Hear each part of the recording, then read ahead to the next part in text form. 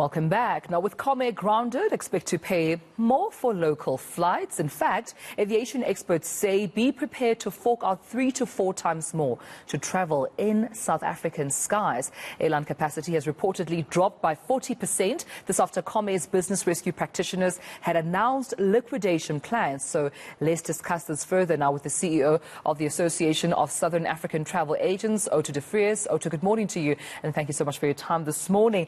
The pricing of airlines now with the grounding of Comair, what should consumers expect in terms of price range?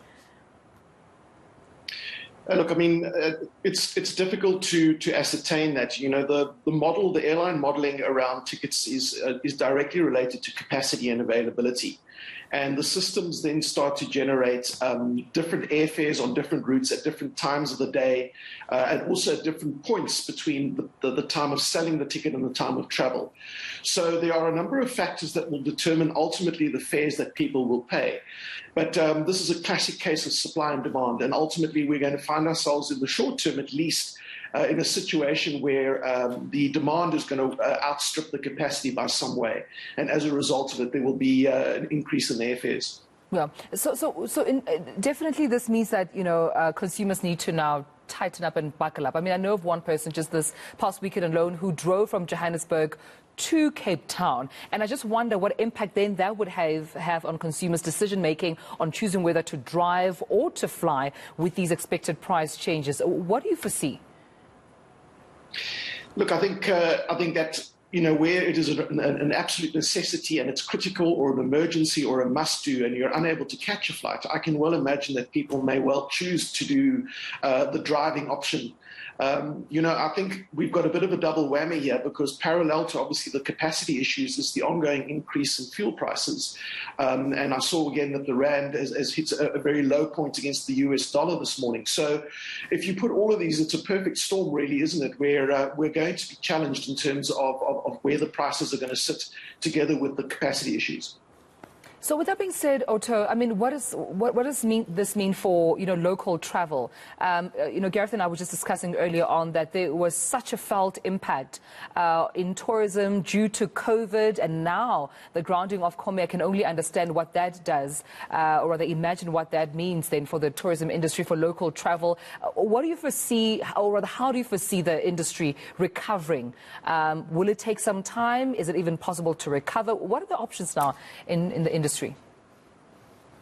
Sure. Well, look, I think on the leisure side, our biggest challenge is the upcoming school vacations, which will be starting in the next week or two. And we have already been engaging with our tour operator members who in turn have been talking to a number of airlines, specifically on routes like Mauritius, where there is already a very, very high demand to put on additional capacity. I know SAA is working hard on a strategy to ensure that they have additional flights. Certainly from July, they've got additional capacity on Mauritius, and they're looking to try to get a second flight on that route. Other airlines will also look at where there might be needs and opportunities. But I think in the short term, everyone's going to be trying to do their best to at least make sure that there's an air uplift for passengers that are traveling to destinations like Mauritius. Those that are already holding tickets, usually from a holiday point of view, people book that a little bit further in advance. So I'm expecting that the domestic leisure won't be too heavily affected. On the corporate travel side, yes, I think any sort of short-term, last-minute bookings, which is not uncommon in corporate travel, will be impacted. And there, I think we're going to see a negative impact. Fortunately, on the inbound tourism side, we are now entering our if you will, winter or off-season. So the demand is certainly not as high as it would be between October and April. No, and just before I let you go then, lastly, will the Competition Commission be putting a close eye on, prices? I'm not sure if they can even do much when it comes to price regulation, but at this point, should we be expecting them to definitely have a close eye on the travel industry?